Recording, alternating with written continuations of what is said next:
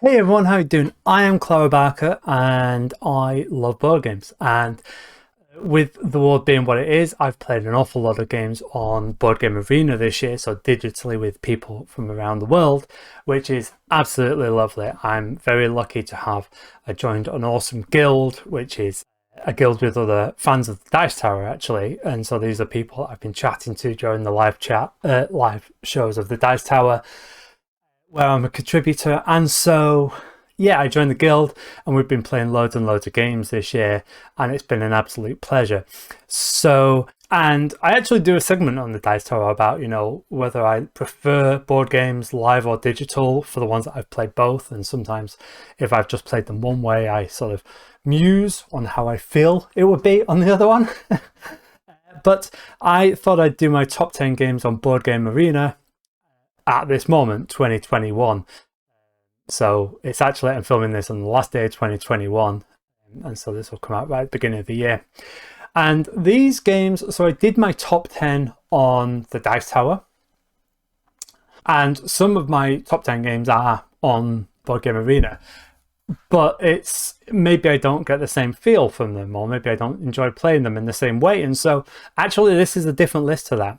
And what I'm going to say is it isn't necessarily the games that I think are the best, but it's the top 10 games that I want to play. I am happy to play these games whenever they come up, pretty much. And it's just how excited I am, and maybe even more than that, how likely I am to actually instigate games of these. So I thought that would be really interesting. So this is my top 10 at the moment games on Board Game Arena. But then I also spoke to the guild, and a whole bunch of them got back to me with their top 10 as well. So what I'll do is I'll do my top 10 and their top 10 at the same time.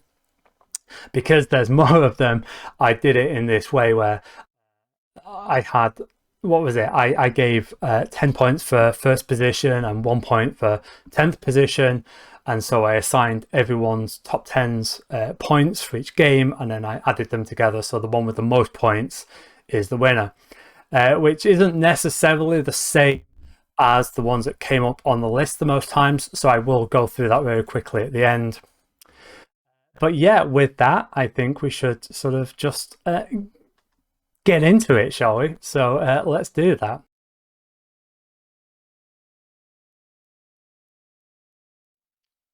Okay, so my number 10 game that I want to play is a small card game based in the Abyss universe, and it's a game called Conspiracy. So I didn't really have much interest in playing this. It's a small card game you're putting out in a pyramid, and you're trying to get the highest points of each color, and then also a big pattern in the middle.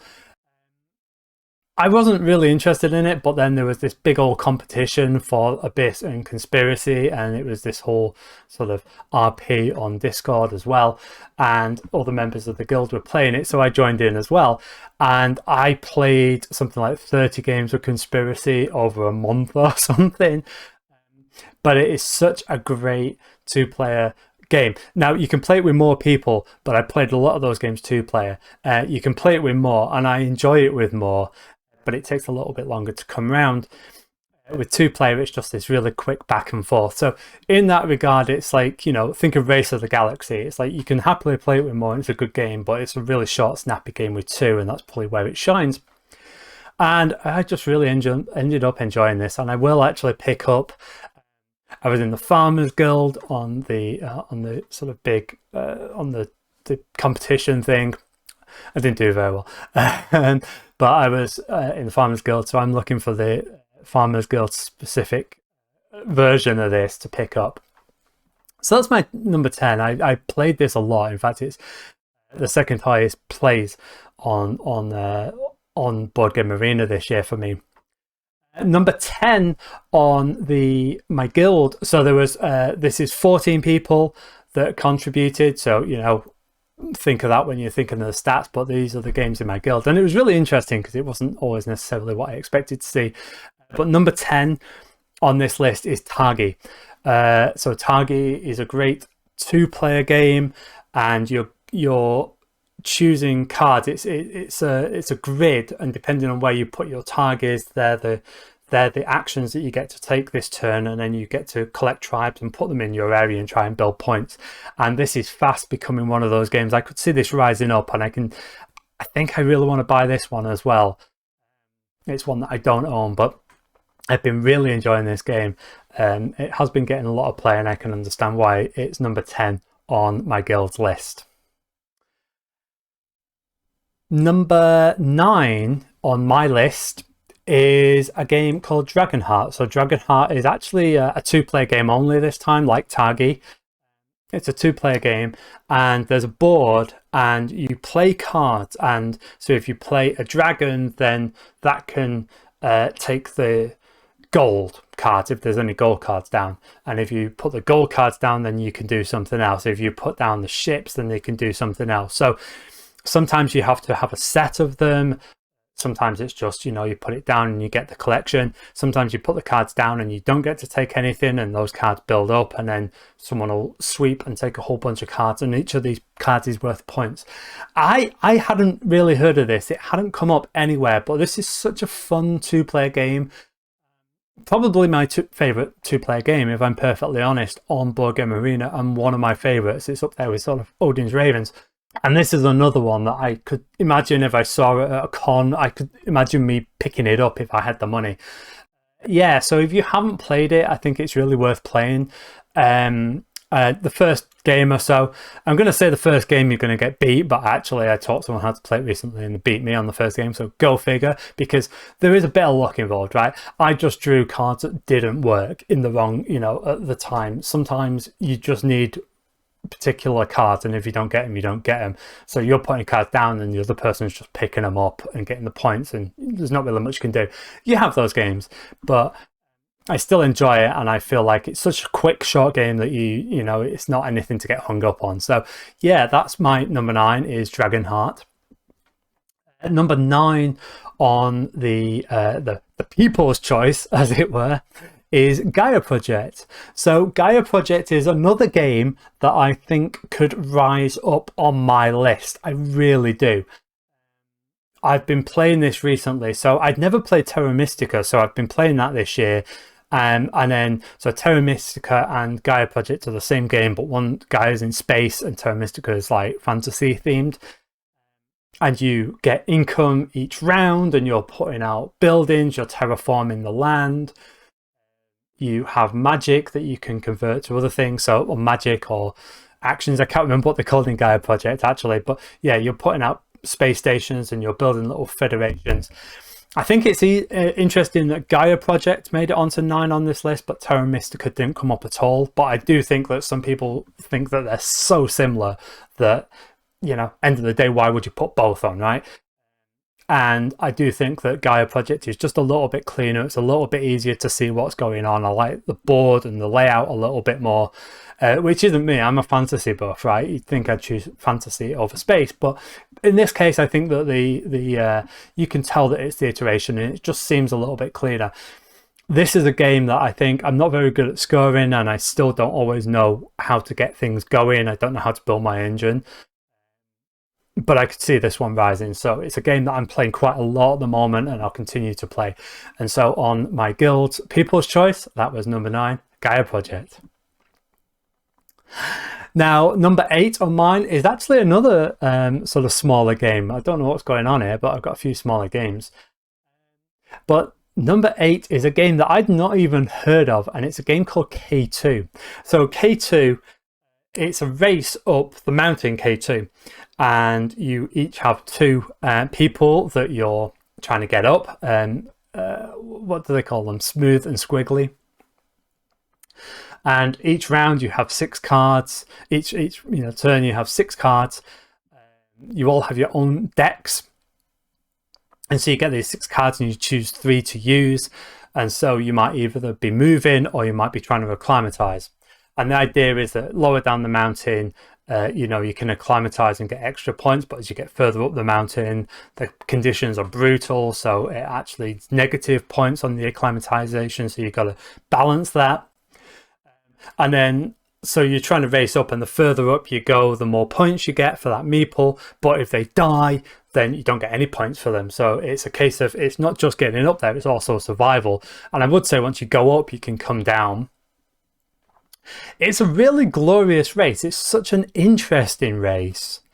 And I don't know, I am just absolutely loving this as a design, as a game. Now, there are spaces where you can only fit like one player or two player, and it means that it can get a little bit blocked up top.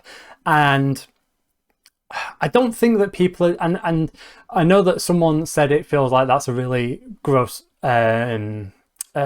tactic, and I agree with them, but I don't think it's a tactic. Like, I was blocking a space for a while, but it was because I wasn't getting the acclimatization and I had a tent, so I had to stay there. You know, I didn't have an option. I wanted to get up and down, but I couldn't move that figure because it didn't make sense for me to do it. I would say of all the games so far, I've only managed to keep people alive once. I think I got both of my people alive. I've not won it yet, but I am really enjoying this. Now, I know that there's two other versions. There's Broad Peak, which is another one of the 8,000 plus mountains, and also Everest. And so I think that they have their own slight differences when it comes to the maps. I'm really curious to play them. This is a game that I am definitely going to get. It does help that, you know, I see documentaries on K2 and they're talking about all these people dying. And I'm like, that looks like such an amazing adventure. You know, I like my climbing, I like my hiking. I've not done mountaineering in proper weather like that, but I am up for it. I'm so up for it. So it's sort of, and I think that the theme really suits the game. I think they work really well together. So yeah, my number 8 is K2. The people for my guild's number 8 is Nidavellir. Nidavellir is I can't remember. So I've played this game a couple of times, and I actually can't quite remember what it is you're doing. That's really bad, isn't it? Played a lot of games, but this has been getting a lot of buzz, and this has been coming up on people's top 10 of the year in real life, and it came up on this. Yeah, I think you're playing cards to get points. I can't quite remember. This is a really bad explanation, right? I probably should have looked it up. It's the only one that I don't really know and I don't really have a feel of, and like I say, I played it a few times. So, but interestingly enough, this was number 1 on 2 people's lists, and it didn't appear on anybody else's list. I played it a couple of times and I wasn't really that, you know, I've not even retained it, but the fact that it's come up so high, it's a game that I've really got to try more. So number 8 for the people, and like I say, this is up there on this top 10 just because 2 people loved it so much, and that is Nidavellir. Now, number 7 on my list is actually on my top 10 favorite games of all time. So I did my top 10 as of the summer and the Dice Tower Summer Spectacular, so you can go and watch that video. And spoilers, Seasons came up on that. Seasons is a game I absolutely love. So Seasons, it's an engine building. You're collecting cards and putting them out to build an engine, and you're rolling these big chunky dice depending on what season it is. Changes which dice you roll, and maybe you'll get different types of energy. It's a fairly simple game. I think at the lowest level, the easier cards, that it's not so cutthroat. Later on, it can be a bit cutthroat, and I've had some horrible games on Board Game Arena where someone was leeching my points, and in order to be able to play a card, I had to have points, which meant I couldn't play any cards, which meant I got completely jammed right at 0 points for sort of like 2/3 of the game, which was not a pleasurable experience. But I've only seen that once. I was close another time. But that was with the harder cards. There are 2 expansions. I own both of the expansions. I think they had different cards, different interesting bits. It's just a really, really fun game. It's not a game that I hear people talking about much, and yet we have had, I think this is one of the games that I've seen played most by the guild, or one of the most. So maybe I just happen to spot it every time, you know, eagle-eyed, like, I love that game, and I see it and I play it. But yeah, this is a really fun game, and it works really well on Board Game Arena. I'm happy to play it on Board Game Arena and in person, and I'm not going to get rid of the physical version because I love it and I enjoy playing it in person, but I'm also really enjoying the implementation. So there you go. That's my number 7 is Seasons. The People's choice, number 7, is Race for the Galaxy, and I actually mentioned this a little bit earlier when I was talking about Conspiracy. So I played this with a number of people. I haven't played many of the expansions. So this is a game, it feels really different. You're playing cards, so you're collecting cards and playing cards, but the way that you take actions, it feels so different and unique to any other game. It's just really odd, and so you've got to get used to the symbols. Some of them help you produce items, some of them allow you to gain cards, some of them give you points, and then you're getting cards and you have to spend those cards. You can either try and put them into play for the actions, or you can use them as points to buy things. It does feel very, very different, but it feels absolutely, it's a great game.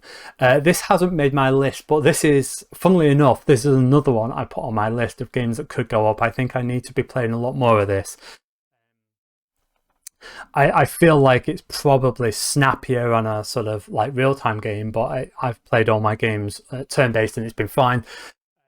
And yeah, so this is a game that I definitely want to play more of. And I think I'd enjoy playing it in person. I'm not quite ready to pick it up, but there are loads of expansions, and so that's kind of cool. It gives you variation. It's not like you're seeing the same cards over and over, and a lot of them are on Board Game Arena. So I can totally understand why Race for the Galaxy is on here. And yeah, fantastic choice. Nice. All right. So my number 6 is a game called The Voyages of Marco Polo. So it's Marco Polo 1. Now, I gotta say that I have been playing quite a lot of Marco Polo 1 and Marco Polo 2 in the service of Khan. I enjoy both of them. Now, Marco Polo 1, shorthand, I'm not going to go through the voyages every time. Marco Polo 1, it's pick up and deliver, basically. So you've got a worker and you're moving it around the board, and you've got to pay to move, and then you collect goods, maybe you trade in, and it's all based around your dice. You roll your dice, and then the dice give you actions depending on what number it is, and you're trying to collect contracts and pay for them. So you're trying to collect gold, you're trying to collect spice or pepper, and then you'll need gold and camels to move around the board. And for a game that's all about moving around the board, it is super hard to move around the board. Like, you do not get to move around the board anywhere near as much as maybe you'd want to. It's a really tight economic game, and I really, really enjoy it. Now, Marco Polo 2 just sort of ramps it up a little bit. It's a little bit more complicated. So whereas in the first one, you know that there's always these actions, these base actions that you can take, and maybe other actions will come up. With 2, the actions are always, you're always trying to figure out where those actions are. And so I really, really like 2, and I play them both about the same, but I think that Marco Polo 1 is just slightly easier to get into. And with that, I think that it's a better recommendation, and that's why it makes it onto my list. Because, if I'm sort of playing a game turn-based on the go, Marco Polo 1, I know what I'm clicking, but Marco Polo 2, I've got to really figure out what's going on and where, and leave myself notes. So it makes it on my list for that reason. Now, on the People's Choice, we'll say though that's another one that I want to pick up, because of course I do, but I want to pick them both up actually, 1 and 2. Now, what I will say is that the People's number 6, actually there was a tie for the People's number 5, so I'm going to do both of those in number 5 spot. So my number 5 is another game that I love, and I got a special mention on my top 10 games, and it was because I wasn't sure. One game, the nostalgia sort of edged it out. But this is a worker placement game called Tolkien. Tolkien, I absolutely love it. It's got this beautiful board. It's got this big gear in the middle that moves around, and you've got these other gears coming off it. And so, yeah, you're putting your workers out. It's really interesting that you can put workers out, or you can take workers in, and you can put as many workers out and take as many workers in as you want each round, but you can only do one of them. And that is really interesting. And because these workers, you put them out on a spot, and then time moves, and so it moves around, and so the further you leave it out, the different actions you get to do. Again, it just feels like a really unique game. I've played some of the other T-series, as people are calling them, and I've not enjoyed them, but this one, yeah, I played this a lot on Board Game Arena, and then I hunted down a copy and I played it. There is an expansion which isn't on Board Game Arena. It's a lot of mini plug-in expansions, actually, which I really like. So I've not played those on Board Game Arena. I've only played them in person, and I thought that they were interesting and added a little bit something. Hopefully they'll add them at some point, because this is quite a popular game. It did come up on the people's list as well, though not in the top 10. And it's another game that always, there seems to be quite a few games going, although I think I'd probably start a fair amount of them. But I do see it coming up time and time again. So that's my number 5, Tolkien. The People's number 5. So like I say, this is a joint. There's 2. One is Tapestry, and one is Ultimate Railroads. So Tapestry is a relatively new game. I think it was a 2019, maybe 2020 release, 2019 release, maybe 2020. And there are 4 tracks, and you're working your way up these tracks. So you have to spend resources to work your way up these tracks. And as you do, you get buildings for your own little area, or maybe you get special things. Maybe you get to move up other tracks. Maybe you get to collect things. Or in the middle, there's this central map. And so you're sort of expanding your city outwards, or maybe you're sort of conquering's a little bit of a harsh word, but you can sort of overtake other people's squares. And so the squares that you own, that determines what it is you earn at the end of each round. And there's 5 rounds, but the 5 rounds are really long. And so yeah, it's this sort of expansion engine building game. I'm really enjoying this game, and it's a fairly new addition to Board Game Arena. I believe it's on the standard. I'm pretty sure it's not an alpha. I think it's in beta. I would say on Board Game Arena there are alpha games that certain people have access to, and I've played a fair number of them. I know some people put them on the list here, although funnily enough none of the top 10 are alpha releases, which is interesting. So yeah, they're games that are going to be available, more widely available on Board Game Arena once they've worked out the kinks. And the joint number 5 for the people of my guild is Ultimate Railroad. It's a worker placement, and there's a board, and you're putting it out. So maybe you can get tracks. So you have 3 train tracks, and you're moving them along. It's based on Russian railroads, and then there was German railroads, and Ultimate Railroads is not out physically yet. It's coming out. I've not seen pre-releases yet, but I know some people in the US and Canada have seen the pre-releases. It's a game I'm going to get as soon as it's pre-released. I'm going to be getting it. And so you've got these 3 train tracks, and you're moving them along. And as you go, maybe you'll get extra workers, maybe you'll get money, maybe you'll get to move your other tracks. And each track, it's interesting. You have layers, so you'll put down the base layer, and then the second layer, and then the third layer. But obviously, you can't put down the 4th layer until you've got the 1st, 2nd, and 3rd layer. And then the further along each of these tracks you go, the better you score. And then on top of that, there's like this extra little map. So on some maps, it's your own extra little track, and on the main Ultimate Railroads is a central track that everyone's working on. And there you're moving this little gear piece along, and that gives you extra points and activities as well.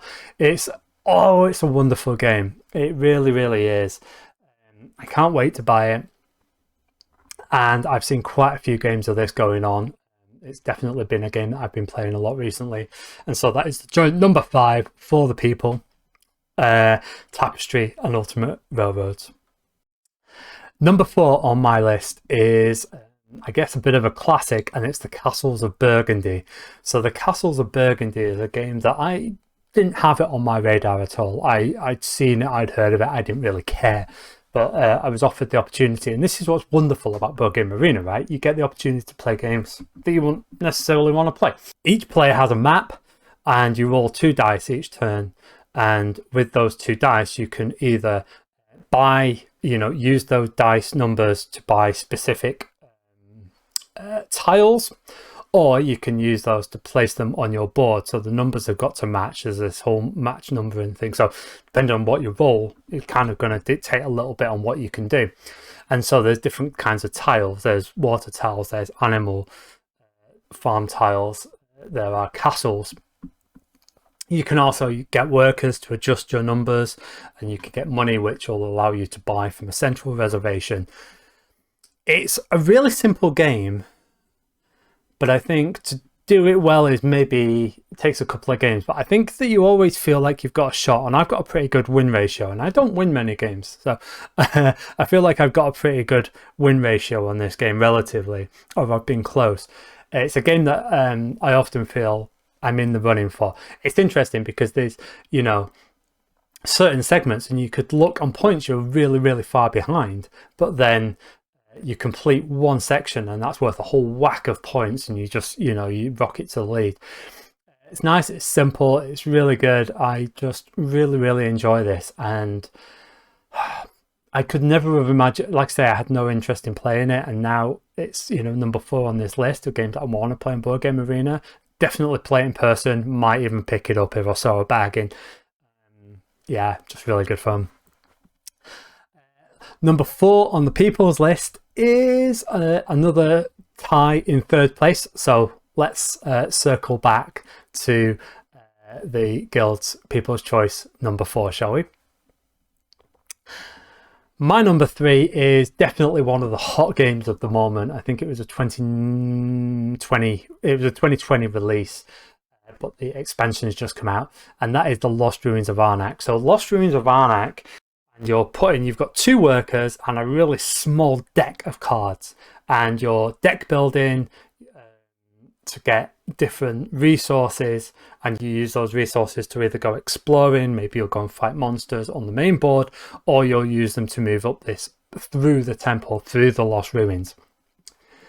It's a really interesting game, and I think I went into it expecting something different. I don't know, I didn't realize that mostly it's all about trying to get points on this track. I think I was thinking it was more of the explory type worker placement, which it isn't. You've got 2 workers and that never increases.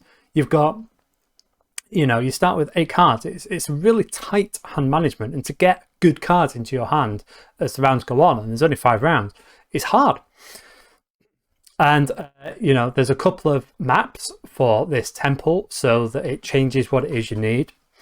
I don't do very well in this game, if I'm honest, but I really enjoy it.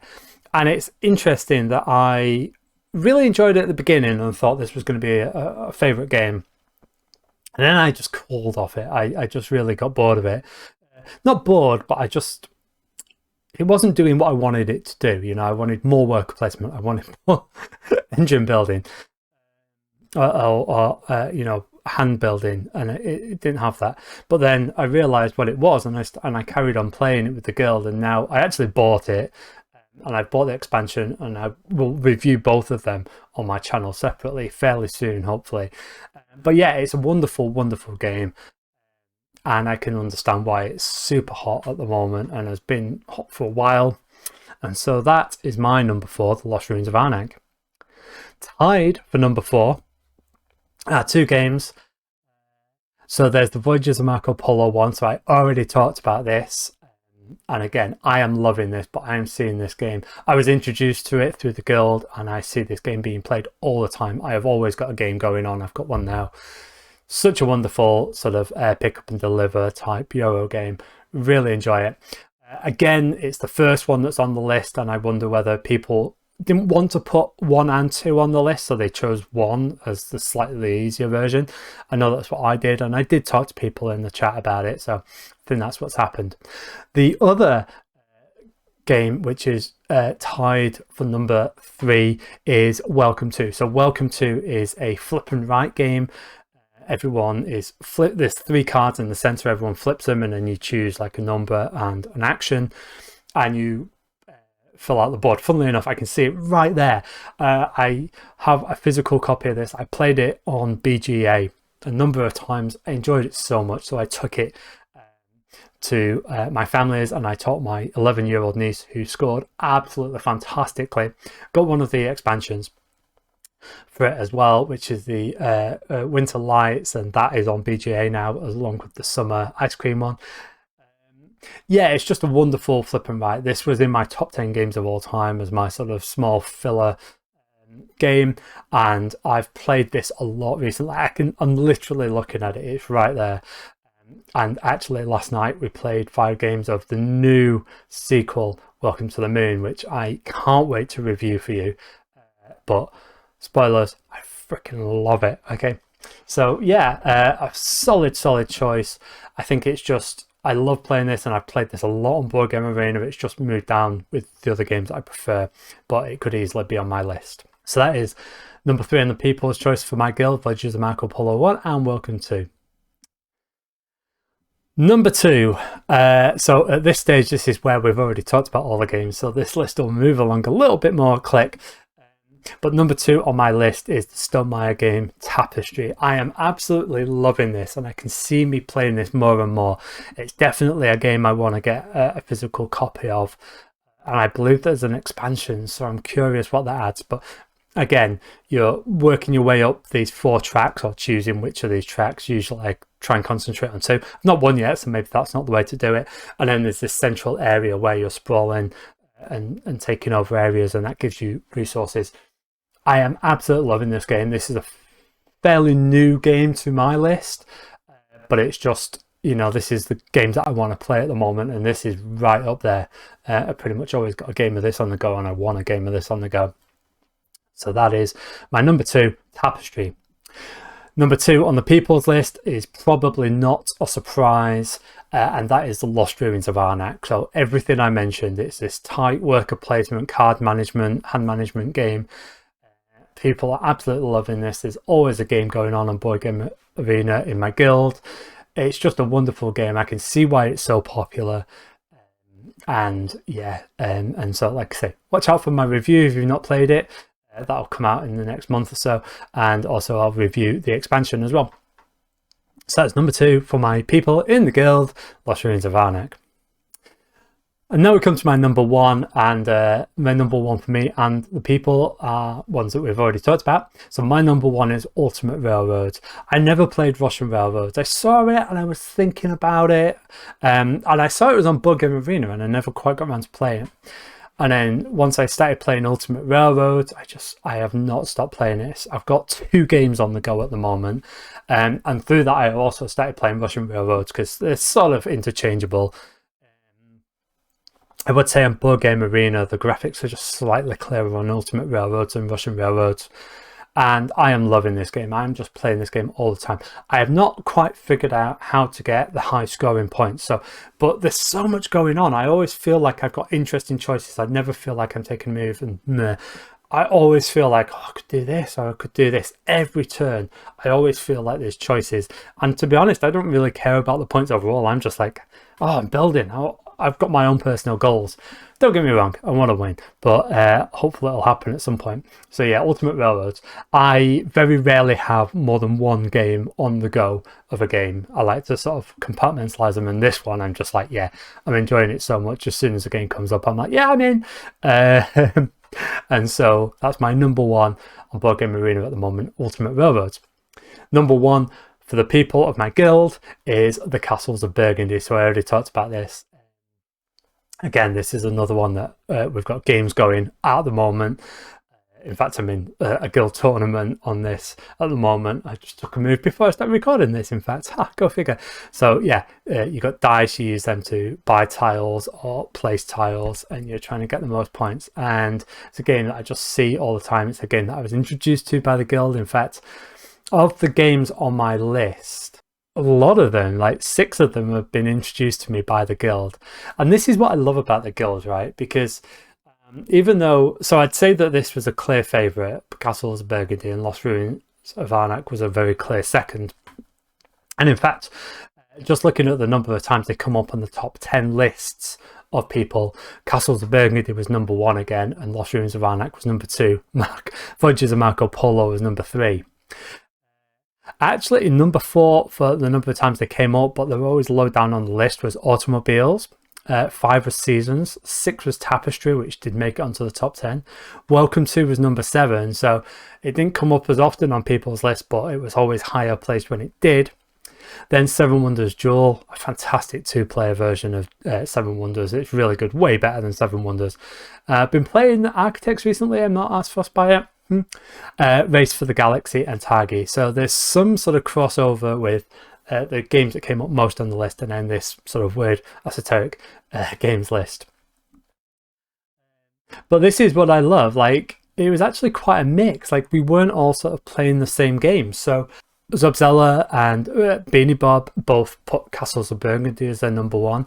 Tommy Miller Jr. and Zen Banana Slug, they both had Nidavellir, which, like I say, didn't come up on many people's lists, but it was number one on both of them. Red Wing Nut's favourite two-player was Seven Wonders Duel. Gar was Gaia Project. El Loco Great Western Trail. I've just started playing that and I am dreadful at it at the minute, so I'm going to be playing that a lot more. That's one I could see going up potentially. Pudding Senator is Innovation. Innovation I haven't played yet, and so I think I need to play that. I play a lot of games with Pudding Senator, so I'm pretty sure that I'd probably at least enjoy it, so I need to give that a go. Cavallou, who is probably one of the people I play most with on there. The favourite was Lost Ruins of Arnak. Riaz, Race for the Galaxy. Yeah, I can totally see that. I need to play that more. Clotron, who actually started and runs the guild. His favourite was Rallyman GT, which I haven't played. So that's another one that I haven't played. So I need to give that a couple of games. And Chadwick 20, it's an alpha game called Space Base. Space Base, I enjoy it. It's a bit like Machikoro. I think once I played 4 or 5 times, I found that the game was getting quicker and quicker and wasn't giving me the same sort of buzz that I wanted. But maybe I need to, now that I've had a rest, maybe it's time to go back and play, because it's quite high up my played games. And we also had another person whose name's not on here, but their favourite was Welcome To, but specifically with the Christmas lights, which is cool. I do like the addition of the Christmas lights, and like I say, it's really nice having the Christmas map. I'm playing that with my niece, so even if she beat me. I'm not going to keep you too much longer. A couple of surprise loves. So I said I'd never heard of K2 or Dragonheart. Another game that came up out of nowhere, and this was on, I think this was on Coralou's list, is PI, which is very much an investigation game, and you're using clues, you're putting things out to try and work out where a crime's happened and what crime. Really, really wicked game. I don't know, I feel like I need an expansion for it. I think I'm ready for an expansion or some extra content, but it's a game I'd never heard of and it's a bit older. Really good fun. I could see me buying it for my youth group actually. I think it'd work really well. Interesting. So yeah, so PI was a surprise love. And another surprise love was King of Tokyo. Reason being, I've played King of Tokyo in person a number of times with different groups and never enjoyed it. Never enjoyed it.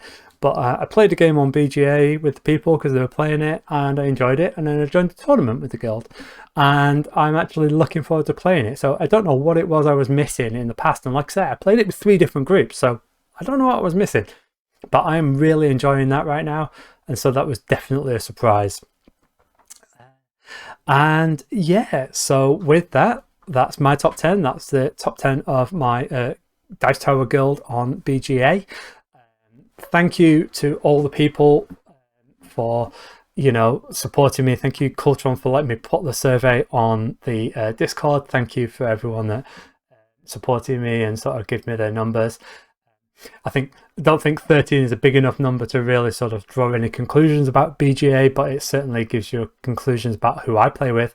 But what is interesting is that everyone's lists, apart from Castle of Burgundy and Lost Ruins, which came up on over half the lists, there is very much a mix of games. And so often we talk about groupthink, where everyone in a group likes a game.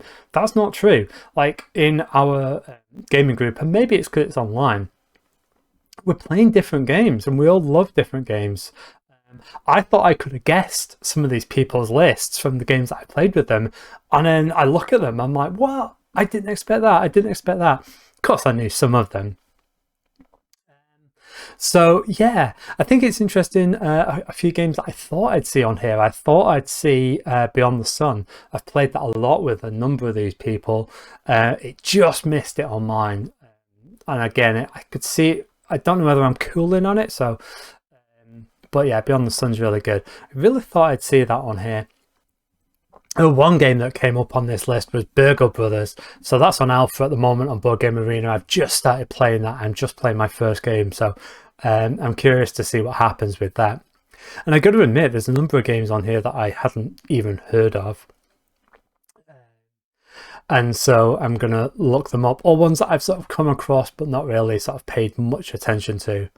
But yeah, interesting list. So thank you to the girl for, like I say, let me do this survey and thingy, and thank you for watching. If you've liked this, like, subscribe, and until next time, see you in the new year. Take care and bye bye.